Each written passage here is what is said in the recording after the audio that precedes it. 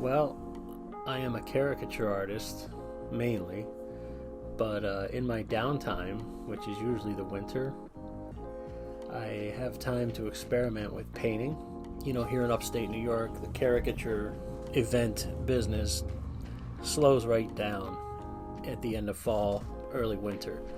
And that's usually when I find time to pull out the canvases and start throwing some paint around.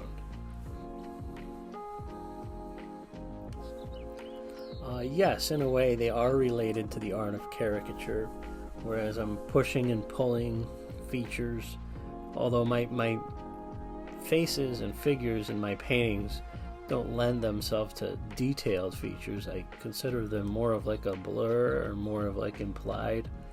So I tend to exaggerate the head shapes more in painting to see what I can get away with or push or stretch. So yeah, there is some relation to caricature there, and it's interesting to see how the final product comes out.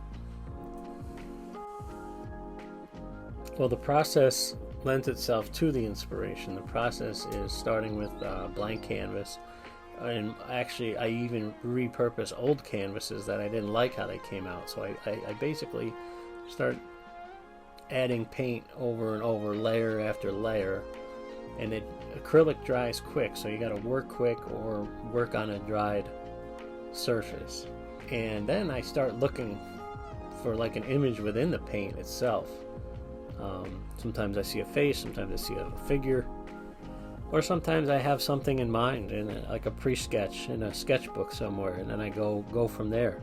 So the inspiration, I do like certain artists, but none of them are really doing what I do. They kind of are, but I do what I know I can do, and I use a palette knife mainly and brushes to start out with, but I like the roughness of the palette knife and the textures that you can get with it.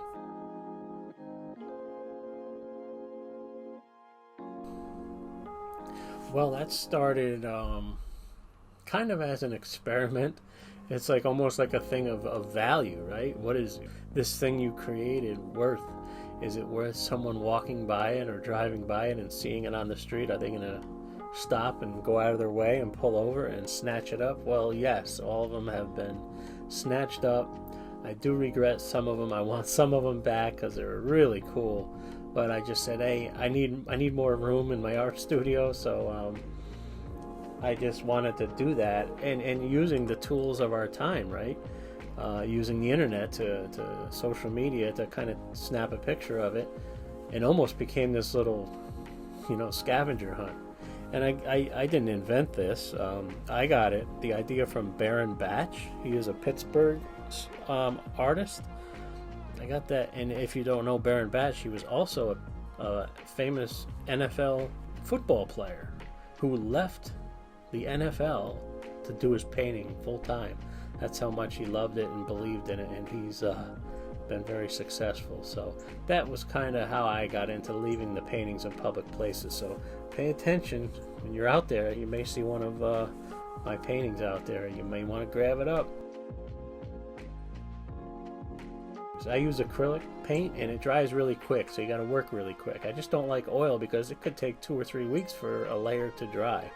So I was against acrylic paint at first, but after taking a class called Two-Dimensional Design, I was in love with acrylic paint. Just at the speed it can dry, and you can do a lot of paintings in a short time frame. Well, yes, I do, and I have. I started out as a landscape oil painter. I learned from a man named Russ McMahon. He ran a private art studio called Art Colony in the Latham, New York area back in the 80s. And I could tell you stories after stories about him. So he trained me in landscape painting, and I did some of those. Russ McMahon was a famous Saratoga horse painter. He was very well known and had an art school as well where I went. And he even picked me up, me and my buddy Mike. He picked us up after school. It was on a Friday because our parents were working. He picked us up and brought us to his art school. That's how nice he was. And I'll never forget that. And so, yeah, do you paint nice things? Yes. And then life took over. Art left me in my late 20s all the way to, I'd say, my late 30s. So a good 10 or 20 years. And I got back into oil painting, the Bob Ross, painting style, but which was great, and I learned a lot from Bob Ross. But I felt like I was doing Bob Ross style paintings. So that's how I found my style. What I do now, I just try to get as far away from that as possible and create my own thing.